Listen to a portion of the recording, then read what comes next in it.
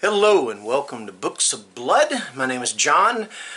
So a couple of days or so ago, maybe about a week ago, I'm not sure, I made the announcement for the A to Z of Horror Reading Challenge. All right. This is going to be a reading challenge that's going to run through the month of October. I can't remember how many prompts there are, but I'm going to name them off real quick. A is for apocalyptic. What that basically means is when I name them off, it just basically means to read a book, a horror book, or story. Because you read a story, it doesn't matter. You can read a story, a short story, a novella, a novel, whatever you want to read, but read something within that genre, alright? So the first one is apocalyptic. Then B is for body horror. C is for creepy kids. E is for extreme horror. F is for folk horror. Let me see. G is for gothic horror. H is for hauntings. L is for Lovecraftian. M is for monsters. Let's see. Let me move down. Sorry about that. O is for occult. P is for psychological. S is for supernatural. Y is for young adult. And, of course, Z is for zombie. All right? So, like I said, you just have to read a short story. You don't have to read a novel if you don't want to. You can combine challenges. So if you find a book that fits the young adult category and fits the zombie category and fits something else or whatever, read it. That's fine, because you're going to knock out some categories. And you do not have to knock out every category. This is for fun, all right? This challenge is for fun. We're not, I don't want people racking their brains going, oh my God, I got to read this book or read that book or whatever, and I don't have time or anything like that. Don't do that. Don't do that, okay? All right? Just have fun. Have fun. Okay, so now today what I'm going to be doing is my TBR for the A to Z of Horror Reading Challenge. So for my picks, or my categories, I picked body horror, folk horror, monster horror, supernatural horror, and extreme horror. I almost forgot extreme. The book I picked for extreme is more erotic, but it sounds like there's some extreme stuff in it too, so that's why I included it. So let's go ahead and get underway with this. So for body horror, I chose The Murders of Molly Southbourne, and this is by Tay Thompson. All right. Now all these books are on my Kindle. And all these books are by authors that I've never read before. So that's going to be something nice and new for me. Alright, The Murders of Molly Southbourne. The rule is simple, don't bleed.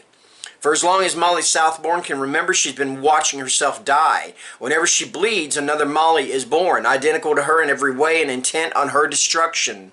Molly knows every way to kill herself, but she also knows that as long as she survives, she'll be hunted. No matter how well she follows the rules, eventually the Mollies will find her. Can Molly find a way to stop the tide of blood, or will she meet her end at the hand of a girl who looks just like her? And I said that is for body horror, and that is The Murders of Molly Southbourne by Tay Thompson. Alright, let's move on. Alright, now we're moving on to extreme horror, and like I said, this is kind of erotic too. It is definitely erotic. But like I said, when I read the synopsis, it sounded like it could go into the extreme with some of the stuff that happens in here. E is for extreme. Story of the Eye by Georges Bataille. Or Bataille. I don't know how to pronounce his last name. Bataille's first novel, published under the pseudonym Lord Alk, is still his most notorious work. In this explicit pornographic fantasy, the young male narrator and his lovers Simone and Marcel embark on a sexual quest involving sadism, torture, orgies, madness, and defilement, culminating in a final act of transgression.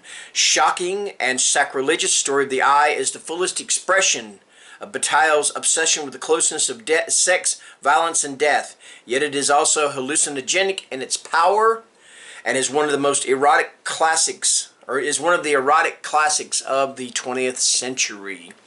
And that is Story of the Eye, Georges Bataille. Like I said, I'm probably butchering the shit out of his name. I'm sorry about that. Alright, next up we're going to do folk horror. And for folk horror, I'm going to be reading a novelette by one of my very, I don't think she has missed commenting on one of my videos ever since I began my channel. Now, I don't know if she did the first 2 or 3, but I think she might have. I think she has actually commented on every single video that I have made. And this is The Hay Bale by Priscilla Bettis. Okay, so Contemporary Southern Gothic meets weird horror in this new novelette from Priscilla Bettis. Professor Claire Davenport yearns to be a mother. After suffering 4 miscarriages, the university microbiologist tries and fails to qualify as an adoptive mother. Then Claire's husband leaves. Alone and emotionally wounded, Claire takes a summer sabbatical from her microbiology classes and escapes to rural Virginia to heal. There she meets local farmers with strange agricultural practices. Claire moves into the historic manor house she rented for the summer, and an abandoned child greets her. Is the child real, an answer to her prayers, or is he a figment of her tormented emotions? Perhaps the tight-knit locals are playing a trick on the science lady from the city. Whatever the boy's origin, Claire is determined to find the truth, but the truth may be bloody. And that is The Hay Bale by Priscilla Bettis. Okay. Alright, moving on. M is for monsters, and this one, for this one, I have Old Hollow, and this is by Jeremy McGargy. So much can change in a single night. Asher finds this out the hard way when he makes one of his infrequent visits to the little town of Old Hollow.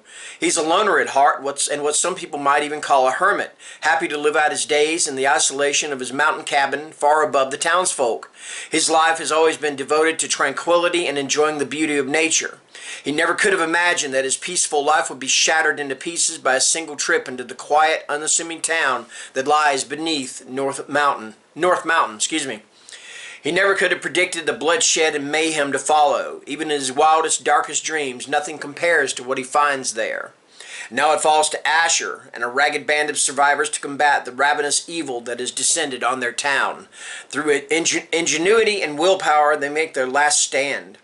In the remote forests and valleys of West Virginia, the fate of Old Hollow hangs in the balance. That is Old Hollow by Jeremy McGargy. Okay. And finally, for Supernatural, I have got Wendigo Road, and this is by Doug Goodman. Nobody drives Wendigo Road, but to return home to his wife and son, one Blackfeet warrior will be forced to brave this treacherous mountain road full of Native American monsters and raging wildfires. In this reimagining of Homer's The Odyssey, a band of soldiers volunteer to escort the legendary Blackfeet warrior home. When they discover abandoned children in a small Montana ghost town, their mission and their lives will be changed forever.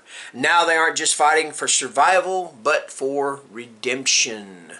And that is Wendigo Road. And that's going to do it for my TBR for the A to Z of Horror Reading Challenge.